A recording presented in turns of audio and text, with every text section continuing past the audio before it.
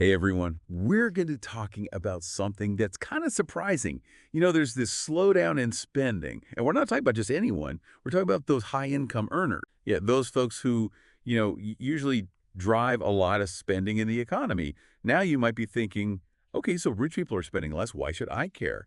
But hold on a sec. This trend is actually like a puzzle piece, like a really important one that could affect us all. So to get started, let's talk about this no spend thing that's been going around. It's like way more than just giving up your daily latte. It's about people actually, like consciously, deciding to buy less stuff, especially those things they don't really need. Sometimes they even do this for a whole year. It's kind of like a financial cleanse or something. And you know what's wild? It's super popular, especially on places like TikTok. What's really interesting to me is that it's not just about saving money. It's about people kind of rethinking the whole idea of, buying stuff. Like, do we really need all this stuff to be happy? That's a pretty big shift in how we think, don't you think? Now, you might think this whole no spend thing is for people who are, struggling financially. But here's the thing that's really caught my eye. Even those high earners, they're feeling the squeeze too. We're seeing data that shows that more and more people making like $150,000 or more a year, they're having trouble keeping up with payments on things like credit cards and, get this, even mortgages. So why is this happening? Why are even the people with those big incomes tightening their belts? Well, it's not just one single thing. It's like a bunch of different factors all coming together at the same time. For starters, things that we all need, like insurance for our homes and cars. Those prices have been going way up. And then there's that constant worry about inflation eating away at everyone's buying power. It's like, even if you're making good money, things just feel more expensive. But it's not just about, the practical stuff. There's also a whole psychological side to this. Economists, they use this term intent to spend. And guess what? That intent is down, even among high earners. It means they're just not as confident about the future. So they're holding back on those, really big purchases. It's almost like everyone's hitting the pause button for a minute, like waiting to see what's going to happen next. Yeah. Okay, so now we're getting to the really important part.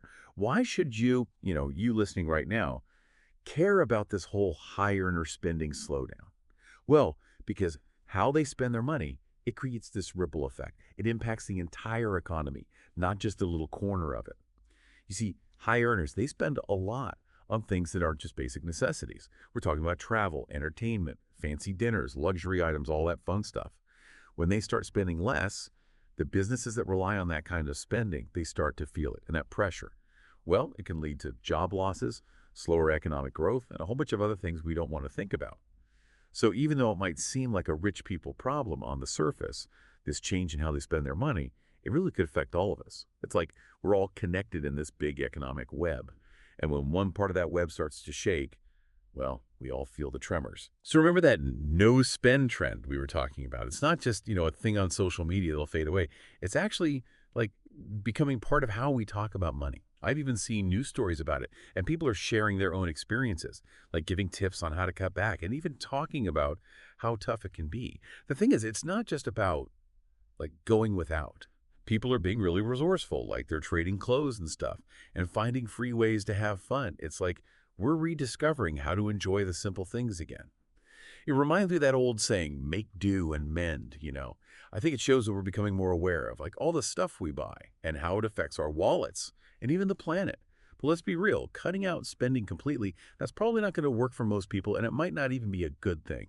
It's more about finding that sweet spot, like being aware of what you're spending, figuring out what really matters to you, and maybe, just maybe, taking a breath before you buy something on impulse that you might regret later.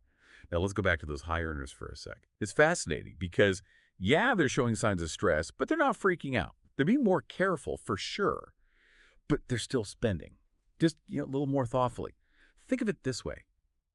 Someone who used to buy a brand new fancy car every couple years, maybe they decide to keep their old one for a bit longer now, or instead of that super expensive trip across the world, maybe they choose a vacation closer to home. It's subtle, but it makes a big difference for those businesses that cater to, the luxury crowd. Those companies, they need to adjust to this new reality. They got to offer more value, come up with fresh ideas, and realize that even their most loyal customers, the ones who spend big, they're getting more picky about where their money goes. So where does all this leave us? In a world where we're constantly bombarded with ads telling us to buy more, buy newer, buy everything, it's actually kind of cool to see this counter movement happening. This shift toward, being more conscious about what we buy, thinking about how we use our resources, and being clever about it. Yeah, maybe it's partly because of the economy, but it could have some really good long-term effects. Maybe it leads to an economy that's more balanced and sustainable, a world where we value experiences more than just owning a bunch of stuff. And people who are smarter about their money and can bounce back better when things get tough. Of course, there are challenges too, right? Businesses need to figure out how to keep up with what people want now. And we all got to learn how to manage our money responsibly without feeling like we're giving up everything that makes life fun. It's complicated, no easy answers, but it's a fascinating time. Like how we think about money and what we buy, it's changing. Definitely something to keep an eye on as we go forward. But about living in a way that's more, I don't know, meaningful, less waste, more experiences, focusing on connections. And you never know, right? Maybe all this uncertainty in the economy, it might actually lead to some good stuff. Like it could push companies to be more creative, come up with products and services that are better for the planet. And maybe it'll encourage all of us to think a little harder about what we're buying. Maybe in the long run, it'll make the economy stronger, more balanced. It's kind of a reminder that even when things are tough, there's always room for growth, for things to change for the better. Imagine if this whole thing leads us to a world where we value experiences more than just owning a bunch of stuff, where we prioritize like well-being instead of just buying more and more. That would be so bad, would it? So yeah, things might feel a little uncertain right now, but who knows? Maybe this is actually the start of something pretty amazing. Thanks for listening, everyone.